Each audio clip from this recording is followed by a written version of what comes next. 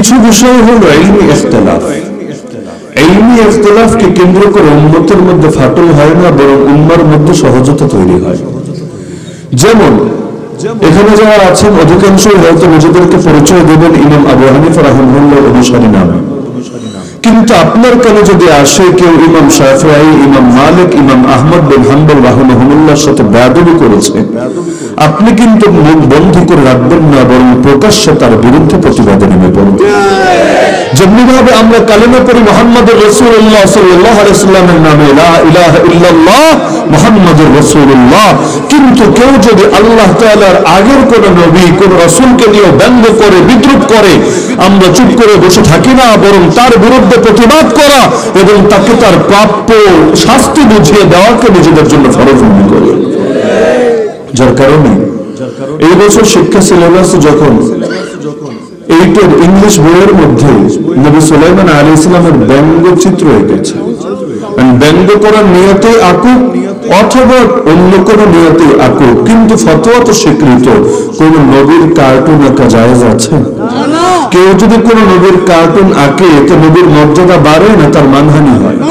দুনিয়া সবার কার্টুনগিরি চলে না, আর অনেক সময় দেশীয় বড় কোনো নেতার নামে কার্টুন আঁকলে এর জন্য আইসিটি মামলা খেয়ে জেলে যেতে হয়, বছরের পর বছর কারাগারে পড়ে থাকতে হয়। তো যারা আল্লাহর কোন নবীর কার্টুন আঁকে তাদের সাজা একটাই, তারা দুনিয়াতে বেঁচে থাকার অধিকারী হারিয়ে ফেলে, তাদের উপর মৃত্যুদণ্ড কার্যকর করা অনিবার্য হয়ে দাঁড়ায়। তো আপনি কালিমা পড়লেন মুহাম্মদুর রাসূলুল্লাহ সাল্লাল্লাহু আলাইহি ওয়াসাল্লামের নামে, কিন্তু যখনই শুনবেন অন্য কোন নবীর শানে বেয়াদবি হয়েছে, চুপ করে বসে থাকতে পারবেন না, কারণ তার পক্ষে দাঁড়ানো শরীয়ত আপনার জন্য ফরজ করে দিয়েছে। তো ইলমে ইখতিলাফ ভিন্ন জিনিস, আর নিজেদের মধ্যেই শত্রুতার বীজ বপন করা ভিন্ন জিনিস। আল্লাহ রাসূল সাল্লাল্লাহু আলাইহি ওয়াসাল্লাম জানিয়েছেন যে শীঘ্রই আমার উম্মত ভাগ হবে ৭৩ দলে, যার মধ্যে ৭২ দল যাবে জাহান্নামে, মাত্র এক দল যাবে জান্নাতে। সে এক দল কারা জানেন সকলেই, মা আনা আলাইহি ওয়া আসহাবি, যাদের আদর্শ হবে আল্লাহর নবীর আদর্শ এবং তার সাহাবীদের আদর্শ। জীবনের সব ক্ষেত্রে যারা নবী এবং সাহাবীর আদর্শ আঁকড়ে ধরে থাকবে তারা হবে জান্নাতি, আর যারা সেই আদর্শ বাদ দিয়ে নতুন কোন আদর্শ ধারণ করবে তারা হবে জাহান্নামী। এবার আমাকে বলেন, আল্লাহর নবী সাল্লাল্লাহু আলাইহি ওয়াসাল্লাম আমাদেরকে যে ইসলাম যে আদর্শ দিয়ে গিয়েছেন সেটা কি পরিপূর্ণ নাকি অপরিপূর্ণ? তাতে কি সবকিছু আছে না কিছু জিনিসের ঘাটতি আছে? যদি কিছু জিনিসের ঘাটতি থাকে তাহলে আমাদের কাছে বিরাট দায়িত্ব রয়েছে। কি দায়িত্ব? ঘাটতি পূরণ করতে হবে। আর যদি মানেন না সব পরিপূর্ণ আছে, তাহলে আমার আপনার দায়িত্ব সির্ফ একটা, জাস্ট সেটাকে ফলো করতে হবে, অনুসরণ করতে হবে, নিজের জীবনে বাস্তবায়ন করতে হবে। নিজের পক্ষ থেকে আবিষ্কারের কিছু নাই, বরং যা দিয়ে গিয়েছেন হুবহু সেটা মানলেই জান্নাত পাওয়া যাবে। এই কথার সাথে যদি একমত হন তাহলে আপনাকে এটাও মানতে হবে ইসলামে সব আছে, মানে ইসলামে ইবাদত বন্দেগীও আছে, ইসলামে আর্থিক লেনদেনও আছে, ইসলামে বিচার আচারও আছে, ইসলামে সভ্যতা সংস্কৃতিও আছে, জীবনের পরতে যা লাগে সবকিছুই ইসলামে আছে। এখন ইসলামের নামে নতুন করে যা কিছু সংযোজন হবে, অথবা আল্লাহ নবী এবং তার সাহাবীদের পথ ছেড়ে মুসলমান যা আদর্শই ধরবে, এর পরিণতিতে দুনিয়াতেও তাদের উপর লাঞ্ছনা নেমে আসবে, আর আখিরাতের ভয়াবহ আযাব তো আছেই। সূরা বাকারায় আল্লাহ বলেন, আফাতুমিনুনা বিবাদিল কিতাবি ওয়া তাকফুরুনা বিবাদ, তোমরা কি কোরআনের কিছু অংশের উপর বিশ্বাস রাখো আর কিছু অংশকে প্রত্যাখ্যান করো? এমন যদি হয় তাহলে শোনো, শাস্তি আমি তোমাদেরকে দুইটা দেব। এক নম্বর সাজা, ইল্লা ফিজিউন ফিল হায়াত দুনিয়া, পৃথিবীতেও মাথা উঁচু করে বাঁচতে পারবে না, পৃথিবীর বুকেও লাঞ্ছিত হবাই হবা, আর আখিরাতেও শান্তি পাবে না। ওয়া ইয়াউমাল কিয়ামাতি ইউরাদ্দুনা ইলা আশাদ্দিল আযাব, কিয়ামতের ময়দানে তোমাদেরকে কঠিন আযাবের দিকে ঠেলে দেওয়া হবে। এই কারণে আল্লাহ বলেন, মুসলমান হলে আঘাতী হও না, ইয়া আইয়ুহাল্লাযীনা আমানু উদখুলু ফিস সিলমি কাফা, হে ঈমানদাররা। আল্লাহ হিন্দু খ্রিস্টান বৌদ্ধের ডাক দেন নাই, আল্লাহ ডাক দিলেন ঈমানদারদেরকে, হে ঈমানদাররা তোমরা ইসলামে প্রবেশ করো পরিপূর্ণভাবে। যখন মসজিদে আসবা তখন ইসলামে প্রবেশ করবা, যখন রাজনীতিতে যাবা তখন ইসলামে প্রবেশ করবা। বিচার আচার, আইন কানুন, পার্লামেন্ট, কোর্ট কাচারি কোন জায়গায় ইসলামের আওতার বাইরে থাকবে না, কারণ যেখানে ইসলাম নাই সেখানে আলো নাই, আর যেখানে আলো নাই সেটাই অন্ধকার। সেই অন্ধকারের নামে জাহেলিয়াত। ইসলাম যেখানে থাকে জাহেলিয়াত সেখানে থাকে না, জাহেলিয়াত যেখানে থাকে ইসলাম সেখানে থাকতে পারে না। আবু জাহেল আবু লাহাব নবীকে মানতে পারে নাই, কোন দুঃখে? তারা কে চেনে নাই তিনি হক নবী? খুব ভালো করে চিনেছে। ইহুদিরাও মানে নাই কোন দুঃখে? আরে মূল কারণ একটাই, নবীকে যদি মেনে ফেলে জাহেলিয়াতের সব ভণ্ডামিতে এমনি ছুটে যাবে। আজকে কয় তারিখ? সকলের জানার কথা 21শে ফেব্রুয়ারি। আজকের দিনে বাঙালি জাতি যা যা করেছে সব তো নবীর তরিকা অনুসারে করেছে। আল্লাহ রাসূলের সব সাহাবী আবু বকর, ওমর, ওসমান, আলী রাদিয়াল্লাহু আনহু মৃত সুন্নাতগুলোকে নতুন করে জিন্দা করেছে। কেমন নাকি বিষয়টা? আজকের দিন, আরে এক এক দিনে মানুষ কখন এত পরিমাণ পাপ করে, আল্লাহ যদি ধরতেন একদিনের পাপের কারণেই আমরা বরবাদ হয়েছে। তা অতীতের জাতিগুলো দেখেন, এক একটা কবিরা গুনাহের কারণে এক এক জাতি শেষ। মাপে কম দিত, আযাব দিয়ে বরবাদ। সমকামিতা করতো, আযাব দিয়ে বরবাদ। এক এক জাতি এক এক ধরনের পাপ করতো, আল্লাহ তাদেরকে আযাব দিয়ে বরবাদ করতেন। আর আমরা মাশাআল্লাহ নাউযুবিল্লাহ যেটা বলেন বলে নেন। এমন কোন পাপ নাই যে পাপটারে আমরা বাদ রাখি। এমন কোন দিন নাই যেদিন সবগুলো পাপের উপর লোকে আমল করে না। এটা সারা দুনিয়ার বিবেচনায়, সারা দেশের বিবেচনায়, প্রতিটা বিভাগের বিবেচনায়, প্রতিটা জেলার বিবেচনায়, প্রতিটা থানা, প্রতিটা ইউনিয়ন, প্রতিটা গ্রাম, এমন একটা গ্রাম দেখানো যাবে যেখানে কবিরা গুনাহ খুঁজে পাওয়া যাবে না। তাহলে এক এক দিনে যা হয়, আজকের দিনে সবচেয়ে বেশি হয়েছে গান বাজনা, নাকি? এটাই তো বাস্তবতা। আচ্ছা আমাকে এটা বলেন, মৃত ব্যক্তিদের স্মরণে, শহীদদের স্মরণে যদি গান বাজনা করা হয় তাদের কবরে আযাবটা হালকা হয়, তাই না? আচ্ছা, অথবা এটা বাদ দেন, একজন মানুষের কবরের সামনে অথবা তার স্মরণে নির্মিত কোনো খাম্বার সামনে কয় কেজি ফুল দিলে কবরের আযাব কয়দিনের জন্য মাফ হয়? যদি আমাকে বলেন না হুজুর 1 কোটি টাকার ফুল দিলে মোটামুটি 1 বছর সুখে থাকা যায়, শান্তিতে থাকা যায়, আমি দাওয়াত দিব, সবাই মিলে চান্দা করো, আমার পকেটে যা আছে তাও দিচ্ছি, তোমাদের পকেটে যা আছে তাও দাও। আমরা শহীদদের জন্য কি এতটুকু করবো না? আমরা কি তাদের কবরটার সুন্দর রাখার জন্য কিছু ফুল কিনবো না? অবশ্যই কিনবো। প্রয়োজনে গোটা দেশ ফুল গাছ দিয়ে ভরে ফেলবো, আর সব ফুল গাছের সব ফুল ছিঁড়ে নিয়ে আমরা সেখানে দিয়ে আসবো। কিন্তু এমন কোন ফতোয়া আছে নাকি আপনাদের কাছে? যদি না থাকে কি হয়, আগের দিন গিয়ে ফুল দেয়, যেমন গত রাত থেকে দেওয়া শুরু হয়েছে, আর সকাল দুপুর পর্যন্ত দিয়েছে, কি হবে? আজ সন্ধ্যা অথবা আগামীকাল সকালে সবগুলো খুঁজে পাওয়া যাবে ডাস্টবিনে। এই যে কোটি কোটি টাকা চলে গেল ডাস্টবিনে, এর দ্বারা কি রাষ্ট্রের, দেশের, জনগণের, ইসলামের, মুসলিম উম্মার কোন উপকার হয়েছে? যদি উপকার না হয় এটাকেই তো অপচয় বলে। অপচয় মানে কি? যে দিনের লাইনেও কাজে আসে না, দুনিয়ার লাইনেও কোনো কাজে আসে না, জাস্ট বিলাসিতা, এটার মানে তো অপচয়। আরে বিয়েতে যদি গেট সাজায় ওটা যদি অপচয় হয়, তাহলে এই যে আজকের দিনে যা কিছু করা হলো এটা অপচয় হবে না কোন যুক্তিতে? তবে যদি অপচয় হয়ে থাকে, অপচয় কার জানি? কার ভাই? দুলাভাই না, ডাইরেক্ট ভাই। কার ভাই? ইন্নাল মুবাযযিরিনা কানু ইখওয়ানাস শায়াতিন। তাহলে যেই দেশের উল্লেখযোগ্য পরিমাণ, বরঞ্চ ইলেকশনের মানুষরা শয়তান মহোদয়ের ভাই হয়ে যায়, ওই দেশের উপর কি আল্লাহর রহমত আসে না, আল্লাহর গজব আসে? বলবেন এত এত পাপ হয়, এগুলোর খবর নাই, কিন্তু এই পাপ নিয়ে আপনার সিরিয়াসনেসের শেষ নাই। একটা জিনিস খুব ভালো করে বোঝেন, একজন মানুষ জিনা করলো, চুরি করলো, ব্যভিচার করলো, ডাকাতি করলো, অন্য কোনো কাজ করলো, আর আরেকজন ইসলামের মধ্যে কোনো বেদাত উদ্ভাবন করলো, আর সমাজের চোখে বড় পাপী হতে পারে জিনাকার, বড় পাপী হতে পারে চোর, বড় পাপী হতে পারে দুর্নীতিবাজ, কিন্তু কোরআন সুন্নাহর আলোকে আমি বলবো না, ও বড় পাপী না, ওর চাইতে 1000 গুণ বড় পাপীর নাম বেদাতি। বলবেন কিভাবে? আমি বলবো যে অন্য কবিরা গুনাহ করেছে, পাপ করেছে, তার পাপের কারণে মৌলিকভাবে তার নিজের উপর আযাব আসা পথ সে খুলে দিয়েছে, কিন্তু এর কারণে ইসলাম বিকৃত হয় নাই। ইসলাম বিকৃত হওয়ার কোনো কারণ ঘটে নাই, কারণ সে ইসলামের নামে এগুলো করে নাই। কিন্তু বেদাতে যে কাজ করে সে সেটা করে কিসের নামে?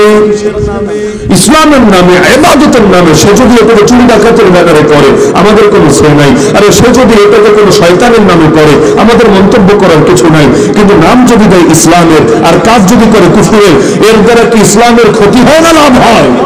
তো একটা কাজের দ্বারা, কবিরা গুনাহের দ্বারা যে ব্যক্তি পাপে লিপ্ত হলো তার একার ক্ষতি হচ্ছে, কিন্তু বেদাতের কারণে গোটা ইসলামের ক্ষতি হচ্ছে। দুটো কিন্তু এক বিষয় না। একইভাবে এই যে আজকের দিনে যে পাপগুলো হলো, আরে পাপ তো সারা বছরই হয়, ডেইলি লোকে করে, করুক না, কিন্তু এটাকে যদি চেতনার নামে চালিয়ে দেওয়া হয়, দেশপ্রেমের নামে চালিয়ে দেওয়া হয়, তখন অবশ্যই বলার কিছু আছে।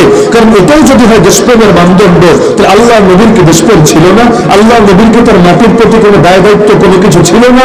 কারণ এই মাটির মালিক আমিও না, এই মাটির মালিক তুমিও না, এই মাটির মালিক আমাদের সরকার দল বিরোধী দল কেউ না, এই মাটির মালিক ইউরোপ আমেরিকাও না, এই মাটির মালিক জনগণও না, এই মাটির মালিক একজনই, নামটা আল্লাহ। যারা মুসলমান তারা এটাই বিশ্বাস করে পৃথিবীর প্রতিটা ইঞ্চি ইঞ্চি মাটির মালিক আল্লাহ। যেমনিভাবে আমার শরীরের মালিকও আমি না, যদি আমার মালিক আমি হতাম অন্তত আত্মহত্যা করা জায়েজ থাকতো। এটাই তো কথা। কারণ আমার জিনিস কি করবো না করবো আর তুই কথা বলার কে? এটা আমার ব্যক্তিগত ব্যাপার, আমি বুঝবো। আপনার ঘরের কোনো বিষয় নিয়ে আমি কথা বলতে গেলে আপনি আমার কথা শুনবেন না, আর উল্টা রেগে যাবেন, আরে আমার বিষয় আমি বুঝবো, তুই নাক গলানোর কে? তাহলে আমার প্রাণ কিন্তু আমার না, দেখতে আমার মনে হতে পারে, আসলে আমার না। যেমন একটা উদাহরণ বলে ভালো বুঝবেন, বিয়ে খেয়েছেন জীবন? বিয়ে খাওয়া মানে বিয়ে ধরে ধরে খাওয়া ফেলা না, বিয়ের অনুষ্ঠানে যে খাবার দাবার আয়োজন হয়, খেয়েছেন নাকি জীবন? আচ্ছা, এই যে বিয়ে খেতে গেলে দেখবেন আপনি যত আইটেমে খান না কেন আপনারা কিন্তু দিবেন। রান খেলেন, মুরগি, গরু, একেবারে যা কিছু আছে সব খেয়ে সাবার করলেন, যত পারেন যত খেতে থাকেন, দিতেই থাকবে দিতেই থাকবে দিতেই থাকবে, স্বাভাবিক ব্যাপার। কিন্তু যদি এমন হয় অল্প একটু খেলেন, পেটে বেশি চাহিদা নাই, কারণ আরেক জায়গায় মরে এসেছেন, এখন পেটে ভরা আছে, হালকা একটু না খেলেই না, তাই খেয়েছেন। অল্প খাওয়ার পর ভাবলেন তাহলে অল্প তো খেলাম, চাইলে তো আরো বেশি খাওয়া যেত, আমার জন্য বরাদ্দতা আছে, তাহলে বাকিটা পকেটে নিয়ে গেলাম। এখন একটা রান, কিছু গরুর গোশতের টুকরো, সামান্য দই ইত্যাদি একটা পলিথিনে নিয়ে আস্তে করে পকেটে ভরলেন। এরপর আপনি হেঁটে চলে আসতে শুরু করলেন। যার যার চোখে এটা পড়বে আপনাকে ভালো বলবে না খারাপ বলবে? কেন? নিজে যদি এর চাইতেও বেশি খেতেন কেউ খারাপ বলতো না, বলার কথা না, যুক্তি নাই এটা। কিন্তু আপনি যখন নিয়ে আসতে শুরু করলেন, খারাপ কেন বলছে? কারণ আরবিতে একটাকে বলে ইবাহা আর একটা তামলিক, মানে এক জায়গায় হলো ভোগের বৈধতা দেওয়া হয়েছে, মালিকানা দেওয়া হয়নি। ভোগ তুমি যত পারো করো, কিন্তু মালিক তোমাকে বানাইনি যে তুমি এখান থেকে নিয়ে ভাববা। আর যদি এটার জায়গায় অন্য উদাহরণ দেয়, যে মসজিদে আসলেন, আপনাকে তবরকের একটা প্যাকেট ধরিয়ে দেওয়া হলো, আপনাদের এখানে দেয় কিনা আমি জানি না, মনে করেন একটা জিলাপি অথবা কোনো বিরিয়ানি অথবা সিন্নি অথবা আখনি আপনার হাতে ধরিয়ে দেওয়া হলো। এখন মনে চাইলে খাবেন, মনে চাইলে বাড়ি নেবেন, মনে চাইলে কারো উপহার দিবেন, মনে চাইলে দান করবেন, কারো বলার কিছু আছে? তাহলে আগেরটাও খাবারের কথা, পরেরটাও খাবারের কথা, কিন্তু দুটোর মধ্যে কিন্তু মোটা দাগে বড় পার্থক্য আছে। এক জায়গায় আপনাকে মালিক বানিয়ে দেওয়া হয়েছে, মসজিদে যে তবরক দেওয়া হলো আপনাকে মালিক বানিয়ে দেওয়া হয়েছে, এখন আপনি মালিক, আপনি যা মনে চায় তা করতে পারেন। এমনকি আপনি যদি গিয়ে ফেলে দেন তাও সর্বোচ্চ কেউ নৈতিকতার কথা চলতে পারে, কিন্তু এই কারণে আপনার বিরুদ্ধে আইনানুগ কোনো ব্যবস্থা নিতে পারবে না। কিন্তু আপনাকে যেখানে মালিকানা দেওয়া হয় নাই, খালি ব্যবহার করতে দেওয়া হয়েছে, সেখানে যা মনে চায় তা আপনি করতে পারবেন না। তো এখন এই হায়াতটা আল্লাহ আমাদেরকে মালিক বানিয়ে দিয়েছেন না ব্যবহার করতে দিয়েছেন? দুটোর পার্থক্য মাথায় রাখবেন। আল্লাহ মালিক বানিয়ে দেন নাই, আল্লাহ কি দিয়েছেন? ব্যবহার করতে দিয়েছেন। এজন্যই চোখ দিয়ে যাকে মনে চায় দেখতে পারি না। আরে আমার চোখ যদি আমারই হতো, যারে মনে চায় তারে দেখবো, এতে অন্যের মাথা ঘামানোর কোনো অধিকার নাই। কিন্তু আমার চোখ দিয়ে আমি কি দেখবো না দেখবো, এটা আল্লাহ ফিক্স করে দিয়েছেন। যেমন গাড়ির ড্রাইভার, ধরেন আমি গাড়ির ড্রাইভার রাখলাম, এখন ড্রাইভারের যেখানে মনে চায় সেখানে চলে যাবে না, না, এই স্বাধীনতা নাই। স্টিয়ারিং তার হাতে, আমি পেছনে তার পেছনে বসা, কিন্তু নিয়ন্ত্রণ কিন্তু তার কবজায় না, নিয়ন্ত্রণ আমার কবজায়। গাড়ি চালাচ্ছে সে, যেখানে মনে চায় সেখানে নিয়ে যেতে পারবে না, আমি তার চাকরি নট করে দেবো। এখন স্টিয়ারিং এ বসে থাকবে সে, কমান্ড ফলো করতে হবে আমার। একইভাবে আমাদের ক্ষেত্রে বিষয়টা কিন্তু এমন, আল্লাহ শরীরের ড্রাইভার বানিয়েছেন আমাদেরকে, কিন্তু নিয়ন্ত্রণ কিন্তু নিজের কাছে রেখেছেন। এখন আল্লাহ কমান্ড দেন, বান্দা এটা কর, এটা করিস না, হাতকে এই কাজে লাগা, এই কাজে লাগাস না। এখন আল্লাহ যেদিকে তাকাতে বলেছেন সেদিকে তাকালে সব হয়। যেমন স্ত্রীকে কেউ ভালোবাসার নজরে যদি দেখে, তার আমল নামে সব লেখা হয়। এমনকি স্ত্রীর সাথে শারীরিক মেলামেশাও করে, তার আমল নামে সব লেখা হয়। সাহাবীরা অবাক, ইয়া রাসূলুল্লাহ কি বলেন? মজা নেব আমি, আবার সওয়াবও হবে। নামাজ পড়লে কষ্ট হয় বুঝি, সওয়াব পাবো, কিন্তু আমি মজা নিব, গোসল করবো, আবার সওয়াবও পাবো, এটা কেমন কথা? আল্লাহ রাসূল বললেন, এই কাজটা যদি অন্য জায়গায় করতাম গুনাহ হতো কি না? বললো অবশ্যই গুনাহ হতো। নবী বললেন, অপাত্রে করলে যদি গুনাহ হয়, আল্লাহর আদেশ মেনে জায়গা মতো করলে সওয়াব হবে না। কেন? তাহলে এই চোখ দিয়ে আল্লাহ কি দেখতে বলেছেন জানিয়ে দিয়েছেন, আবার কি দেখতে পারবেন না সেটাও স্পষ্ট করে দিয়েছেন। সুতরাং চোখ দিয়ে যা মনে চায় দেখা যায় না, দিল দিয়ে যা মনে চায় ভাবা যায় না। কেউ যদি স্ত্রীর সাথে মেলামেশা করার সময় কোনো পর নারীকে কল্পনা করে, সেই পর নারী নায়িকাই হোক, গায়িকাই হোক, পর্নস্টারই হোক, তার সাবেক প্রেমিকাই হোক, যাই হোক না কেন, তার আমল নামায় জিনার গুনাহ লেখা হতে থাকে। মেলামেশা করছে স্ত্রীর সাথে, কিন্তু আমল নামায় জিনার গুনাহ লেখা হচ্ছে। কি ভয়াবহ ব্যাপার! কেন? কারণ দিলের মধ্যে গান্ধীকে ঢুকে যাওয়ার কারণে। কি বুঝলেন? আমার মালিক আমি না, তো দেশের মালিক আমরা হবো কিভাবে? দেশের মালিক আমরা নাকি? ইসলামের সাথে জাহেলিয়াতের বড় একটা দ্বন্দ্ব এখানে। এই গণতন্ত্র এসে কি শিখিয়েছে জানেন? দেশের মালিক জনগণ, অধিকাংশ জনগণ যা চাইবে সার্বভৌমত্ব তাদের, সেটাই বাস্তবায়িত হবে। এজন্য পতিতালয় খুলে রেখেছে। আপনারা পতিতালয়ের পক্ষে? মদের বার খুলে রেখেছে, আপনারা মদের বারের পক্ষে? কিন্তু ব্যানার লাগিয়েছে না, এটা তো গণতান্ত্রিক দেশ, ইসলামিক কান্ট্রি না। তো গণতান্ত্রিক দেশে অধিকাংশ জনগণ যা চাইবে তা হবে। এখন মূলনীতির জায়গায় মূলনীতি ঠিক আছে, তবে ব্যাখ্যার জায়গায় ব্যাখ্যা আবার ঠিক নেই। এখন অধিকাংশ চাইলেও হয়, না চাইলেও হয়। এই ট্রান্সজেন্ডার বা কোন অধিকাংশ চেয়েছে, ওগুলো এই চেহারাগুলো কেন আমাদের সামনে প্রদর্শন করুক। গোটা দেশ মিলে 1 লাখও পাওয়া যাবে না যারা ট্রান্সজেন্ডারবাদের পক্ষে, কিন্তু ইতিমধ্যে শিক্ষা সিলেবাসে ঢুকে গিয়েছে। কিন্তু আল আকসার চেতনা তো সবার ভেতরে আছে। আর এতকাল স্বাধীনতার 53 বছরে মসজিদ আকসার ইতিহাস ঢুকলো না আমাদের ক্লাসের কোন বইয়ে। ভাবতে পারেন? কারণ আল আকসার ইতিহাস যদি আপনাদেরকে পড়াই, আপনারা জঙ্গি হয়ে যেতে পারেন। কিন্তু আপনাদেরকে যদি ট্রান্সজেন্ডারবাদের কাহিনী পড়াই, তাহলে আপনারা সুশীল হবেন, এলিট হবেন, সভ্য হবেন, সামাজিক হবেন। নাউযুবিল্লাহি মিন যালিক।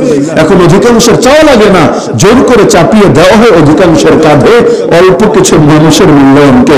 নাস্তিক গোটা দেশ মিলে কয়টা হবে? মোট জনগণের 1% হবে? জিন্দেগিতেও হবে না।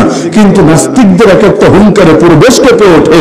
আর আলেম ওলামা বলতে বলতে বলতে মুখে ফেনা তুলে ফেলে, কিন্তু তারা পাত্তাই পায় না। তো এই দেশের মালিককে জনগণ না, দেশের মালিক আল্লাহ। কথা ভালো করে বুঝবেন। হ্যাঁ, একটা জিনিস মাথায় রাখেন। আপনি ভাবতে পারেন হুজুর আমরা যদি মালিক হই এতে তো আমাদের ফায়দা, আল্লাহ যদি মালিক হয় এতে আমাদের লস। মানে পাগল! আমি আমার ভালো যতটুকু বুঝি, আমার ভালো আল্লাহ এর চাইতে বেশি বুঝে।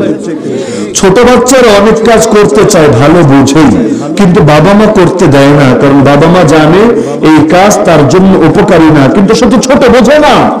আর একটা ছোট বাচ্চা আমাদের তুলনায় যতটা ছোট, আল্লাহর তুলনায় আমরা তার চাইতে কোটি কোটি কোটি গুণ বেশি ক্ষুদ্র। তো ছোট বাচ্চার ব্যাপারে আমরা যেমন ভালো বুঝি, ওর বোঝার চাইতে আমাদের বড়দের জন্য কোনটা ভালো কোনটা মন্দ, এটা আমি আপনি ভালো বুঝবো না আল্লাহ ভালো বুঝবো। আলা ইয়ালামু মান খালাক ওয়া হুয়াল লাতীফুল খাবীর। কোরআনে আল্লাহ প্রশ্ন করেছেন, যিনি সৃষ্টি করেছেন তিনি কি জানবেন না? অথচ তিনি সূক্ষ্মদর্শী, তিনি সবকিছুর খবর রাখেন। তো এখন এই জিনিসটা ক্লিয়ার হন, এই বাংলাদেশের মালিক জনগণ না, বাংলাদেশের মালিক আল্লাহ। এই পরিচয় আমি সবচেয়ে বেশি করে বারবার হাইলাইট করছি, এই কারণে আজকে আমাদের সামনে প্রশ্ন বড় করে তুলে ধরা হয়েছে, তুমি আগে মুসলিম নাকি আগে বাঙালি?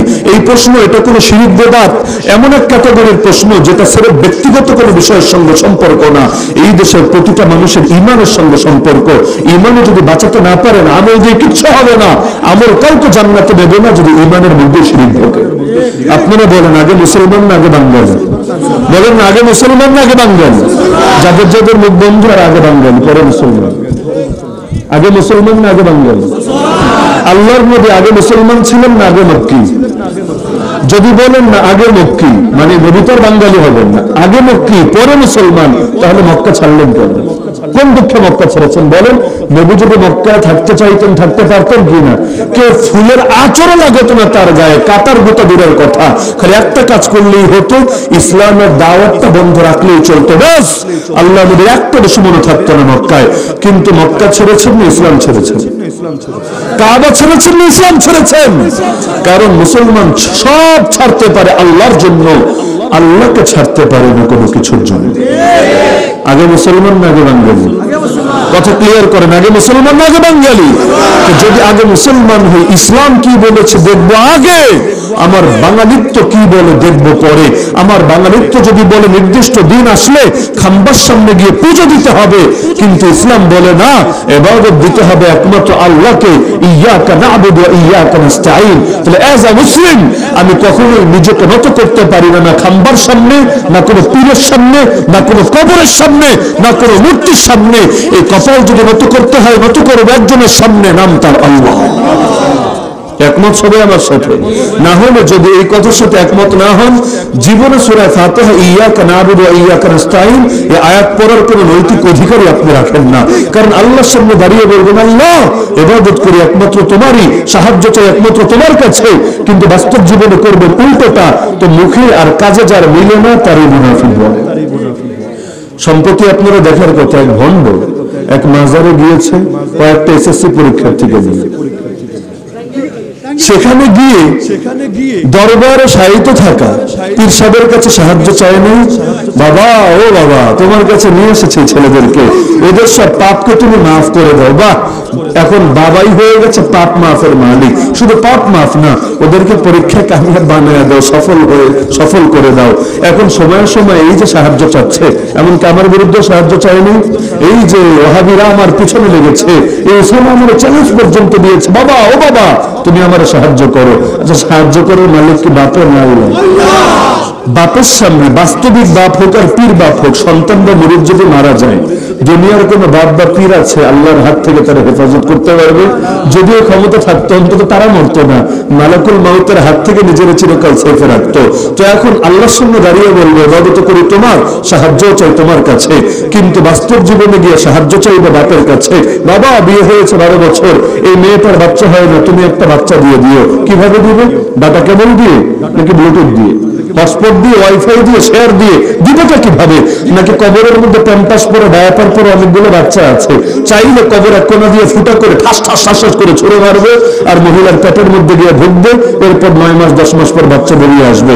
এমন কোন দৃশ্য হয় নাকি দুনিয়ার বুকে? তাহলে মালিককে? আমাকে বলেন, ওই মূর্তির সামনে গিয়ে চাওয়া, মাজারের সামনে গিয়ে চাওয়া, খাম্বার সামনে গিয়ে চাওয়া, এগুলোর মধ্যে পার্থক্যটা কোথায়?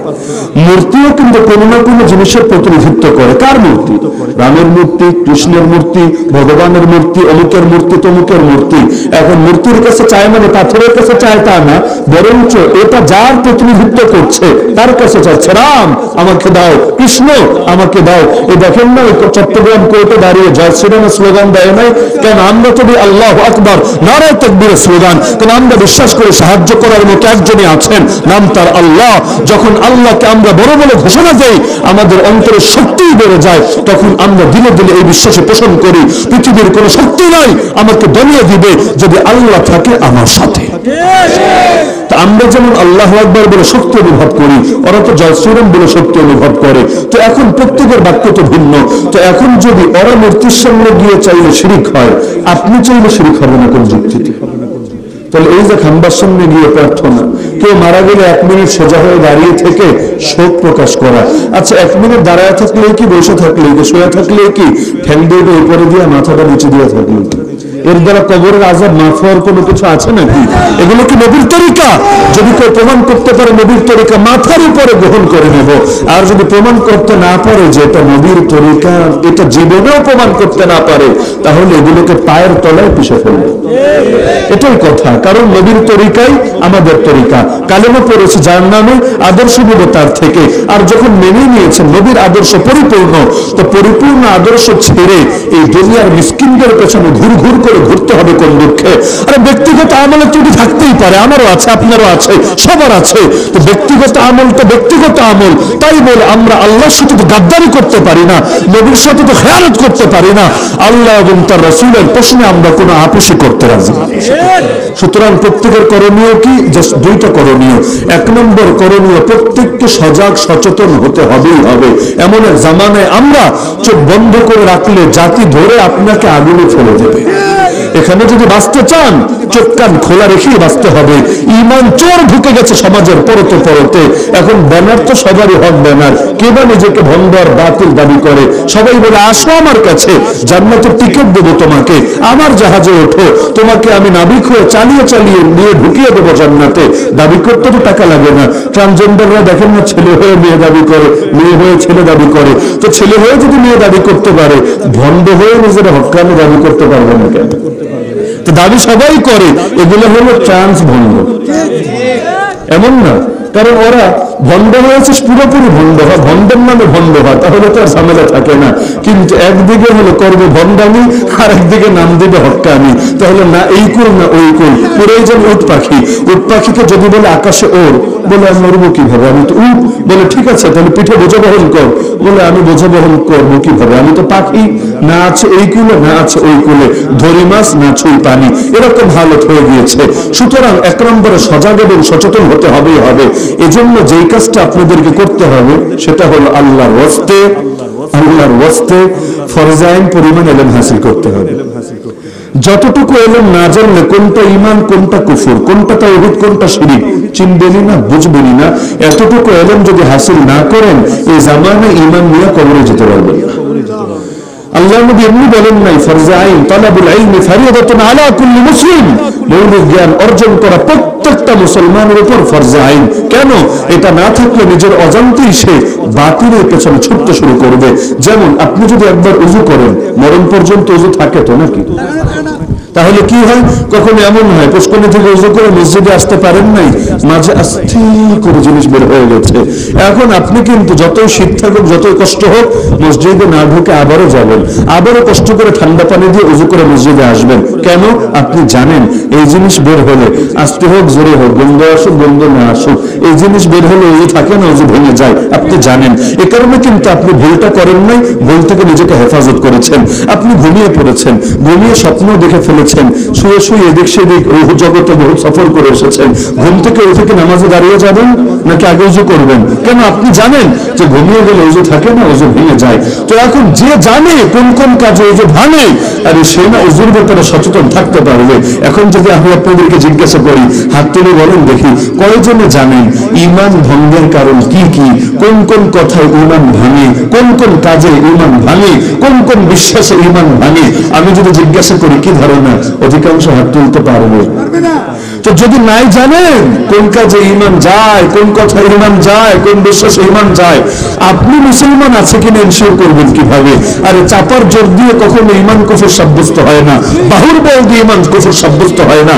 এমনকি সাহাবীরা তো বলেছেন, তাআল্লামনাল ঈমান সুম্মা তাআল্লামনাল কুরআন, আগে শিখেছে ঈমান পরে শিখেছে কোরআন। কারণ ঈমান না শিখে যাই করবেন অর্থহীন হয়ে যাবে, কারণ শিরক যুক্ত কোনো আমলই গ্রহণ হবে না আল্লাহর কাছে। তাহলে ফরজে আইন পরিমাণ ইলম হাসিল করতে সকলে রাজি আছেন তো ইনশাআল্লাহ? কেমন ইলম হাসিল করবেন? ইলম হাসিল করতে চাইলে নিজেদেরকে একটু ছোট করতে হবে। যোগ্য বিজ্ঞ প্রাজ্ঞ আলেম, যাদের ইলম এবং আখলাকের উপর আস্থা আছে। দুইটা শব্দ কেন বললাম? কারণ অনেকের ইলম আছে কিন্তু বিক্রি করে দিয়েছে, এইরকম না, বরং ইলমও আছে, আমানতদারি আখলাকও ঠিক আছে, দুই লাইনে আস্থা রাখা যায় তার উপরে। তার কাছে এসে পরামর্শ নিয়ে নিয়ে ফরজে আইন পরিমাণ ইলম হাসিল করেন। নবীর একজন সাহাবী এমন ছিলেন না যার ফরজে আইন পরিমাণ ইলম ছিল না। এজন্য আল্লাহ রাসূল জানিয়েছেন, আমার সাহাবীরা তারা হলো গোটা উম্মতের জন্য রক্ষা কবচ। তারা যতদিন থাকবে বড় বড় ফিতনা থেকে উম্মত হেফাজতে থাকবে। তারা যখন চলে যাবে, আতা উম্মতি মা তুআদু, আমার উম্মতের উপর এমন এমন ফিতনা আসবে যার ভয়াবহ ওয়াদা তাদেরকে দেওয়া হয়েছে। সুতরাং প্রত্যেকে ফরজে আইন পরিমাণ ইলম শিখবেন তো ইনশাআল্লাহ। এক নম্বরে শুরু করবেন আকীদা দিয়ে। আকীদা জানেন না মানে কিচ্ছু জানেন না, আপনার সব জানা শেষ যদি আকীদা আপনি না জানেন। সুতরাং আকীদা দিয়ে আপনার জ্ঞান চর্চা শুরু করবেন। আগে আল্লাহকে চিনতে হবে, রাসূলকে চিনতে হবে, কোরআন বুঝতে হবে। তাহলে আকীদার যদি ক্লিয়ার হয়, এরপর আমল শেখার ধাপে আসবেন। এরপর মাসালা মাসাইল শিখবেন, আল্লাহ নবীর জীবনী পড়বেন, সাহাবীদের জীবনী পড়বেন, কোরআনের মৌলিক কিছু ব্যাখ্যা জানার চেষ্টা করবেন। কারণ কোরআনের হালালকে হারাম মনে করলে আর হারামকে হালাল মনে করলেও এই ঈমান কোনোদিন আপনাকে বাঁচাতে পারবে না। এভাবে প্রতিটা মানুষ ওয়াদা করে যান আজকে এখান থেকে যে আমি আমার জীবনের কিছু সময় ব্যয় করবই করব ধর্মীয় জ্ঞান শিক্ষার পেছনে। এবং আলতু ফালতু জ্ঞান, মুকসুদুল মুমিনিন, 12 চান্দের ফজিলত, সুলেমানি খাবনামা, ফালনামা, আর কি বই আছে, এইগুলো পয়রা পয়রা গোটা জীবনকে তেজপাতা বানায় দিলেও কোনো জ্ঞান আসবে না, উল্টো আরো যা আছে এটা বরবাদ হবে।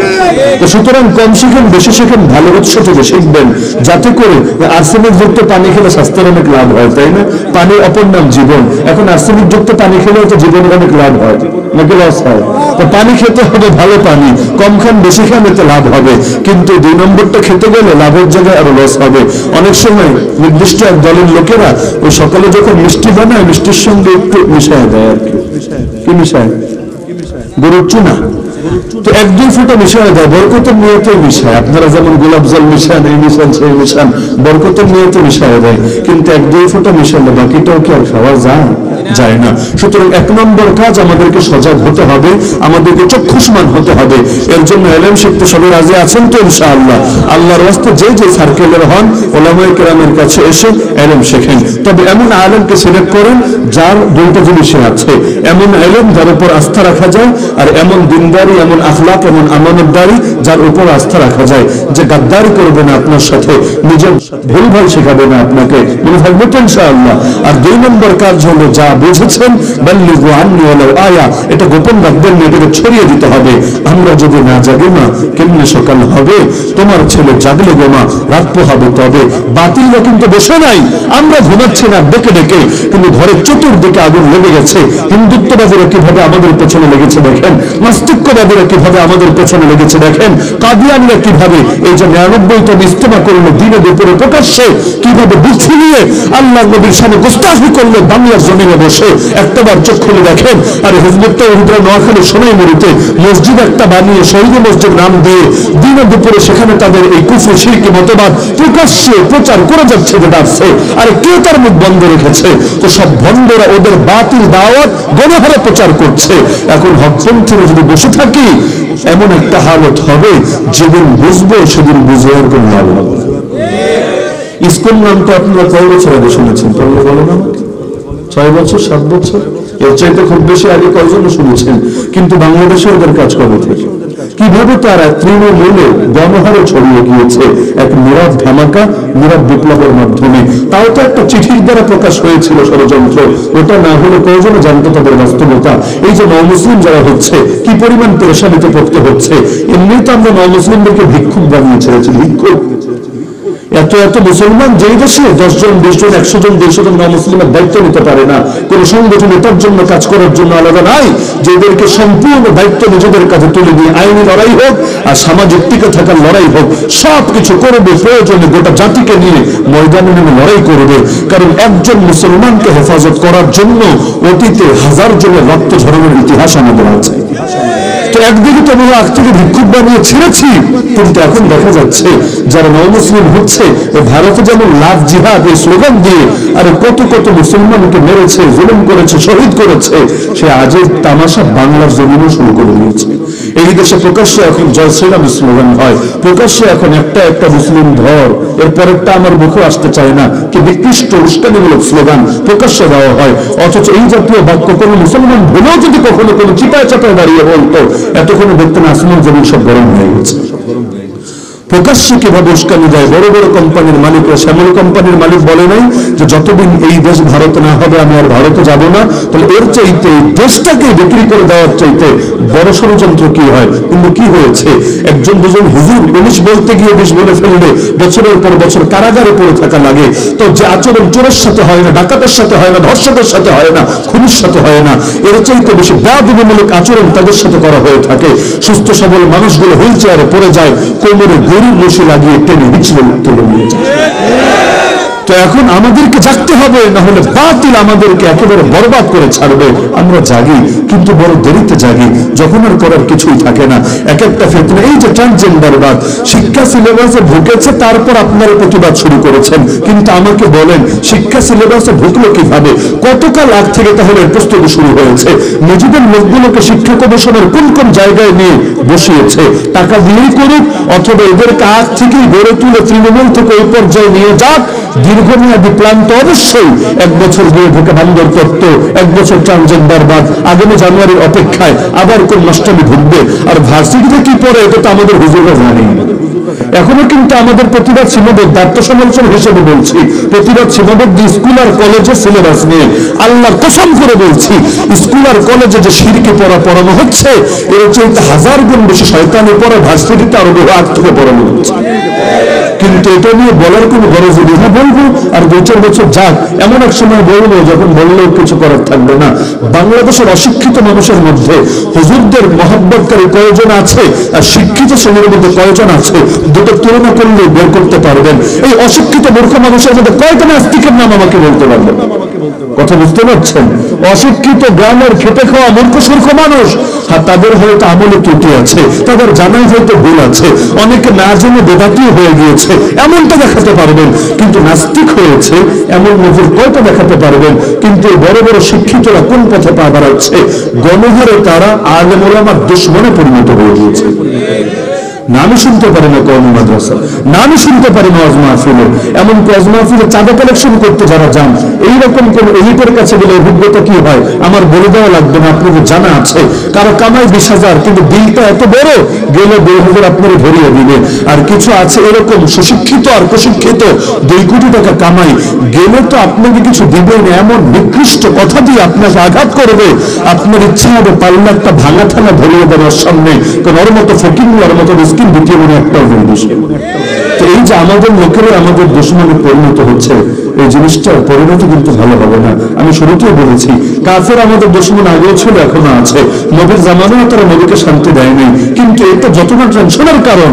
আর মুসলমান নামধারী লোকগুলো আমাদের দুশমন হয়ে যাচ্ছে, এটা এর চাইতে 1000 গুণ বেশি টেনশনের কারণ। সুতরাং 1 নম্বর কাজ জাগতে হবে, 2 নম্বর কাজ জেগে শেষ না, জাগাতে হবে, অন্যায়ের মোকাবেলা করতে হবে। গুটি কয়েক নাস্তিক বেঈমানের সামনে আমরা পরাজিত হতে পারি না। আমাদের ইতিহাস পরাজয়ের ইতিহাস না। আর ইখতিয়ার উদ্দিন মোহাম্মদ বখতিয়ার খলজি মাত্র 17 জনকে নিয়ে বাংলাকে জয় করেছিল। আমরা তো 17 না, 17,000ও না, 17 লাখও না, 17 কোটির কাছাকাছি প্রায়। তো আমরা জামানার নব্য গৌর গোবিন্দদের সামনে মাথা নত করার কোনো প্রশ্ন আসে না। এক গৌর গোবিন্দ লোকান্তরে, লক্ষ গৌর গোবিন্দ ঘরে ঘরে। কিন্তু নব্য গৌর গোবিন্দরা ময়দানে নামলে কি হবে? ওদের টুটি চেপে ধরার জন্য জামানের নতুন শাহজালাল ময়দানে নেমে আসবে।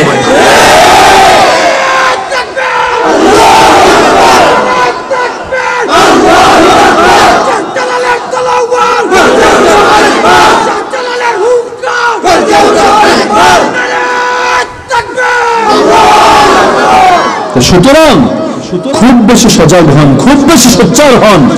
বাতিলকে এখনই রুখে দিতে হবে। আলো থাকলে অন্ধকার থাকতে পারবে না।